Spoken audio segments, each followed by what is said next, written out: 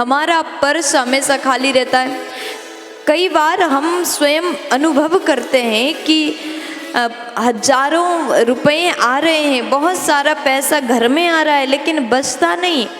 जब देखो पर्स खाली है, बटुआ खाली है, तो ऐसे में अत्यंत परेशान हो जाते हैं। तो ऐसे में क्या करना चाहिए, क्या उपाय करने से हमारा जो तिजोरी वो भी भरा रहेगा और हमारा पर्स भी हमेशा पैसों से भरा रहेगा, कभी खाली नहीं होगा। देखिए, शास्त्र बताते हैं कि जो व्यक्ति देने का भावना रखता है वो कभी भूखा नहीं होता। जो व्यक्ति दूसरों को खिलाता है वो कभी भूखा नहीं सोता। जो व्यक्ति दूसरों की सेवा करता है उसके जीवन में परेशानी नहीं आती। जो व्यक्ति हमेशा अपने गुरुजन के लिए सेवा करता है, संत ब्राह्मण को दक्षिणा देने की भावना रखता है, उसके घर में पैसों की कभी कमी नहीं होती। देखो, दरिद्र तो वो बन जाता है जिसने कभी देना जाना ही नहीं, जिसने किसी की सेवा करना जाना ही नहीं। वो व्यक्ति पैसा होने के बाद भी वो दरिद्र ही बना रहेगा। तो मैं आपको निवेदन कर रही थी, ऐसा क्या करना चाहिए जिसको करने से आपका जो पर्स है कभी पैसों से कमी ना रहे, पर्स पैसों से खाली ना रहे। कहते हैं जिस घर में कभी कोई भी आए, अब मान लीजिए आपके घर में कभी आपके रिश्तेदार आए, मेहमान आए, और आप रिश्तेदार के आने के बाद भी आपने भोजन नहीं बनाया, आपके घर में आए मेहमान भूखे चले गए, तो ऐसा करने से उस घर की नारी को बहुत बड़ा पाप लगता है।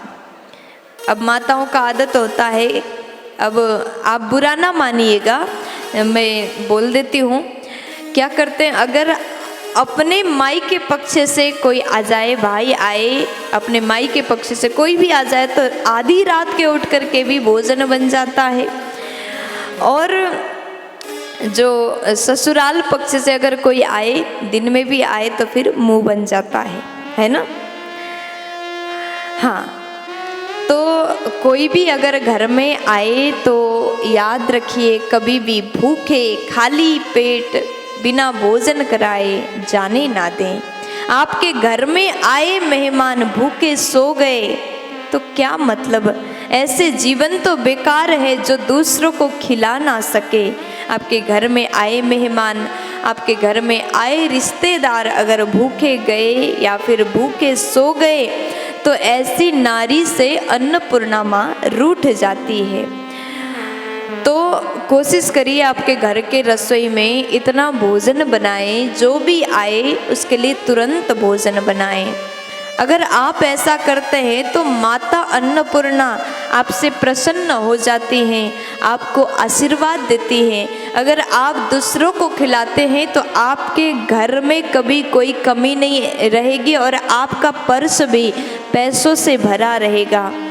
और कहते हैं कि आपके घर में अगर बेटी आई और गुरु ब्राह्मण ये 3 जन आए तो आप दक्षिणा देने की भाव अवश्य रखें। बेटी, ब्राह्मण और गुरु को खाली हाथ अगर भेजते हो, बिना दक्षिणा दिए भेजते हो, तो आपका पर्स खाली ही रहेगा।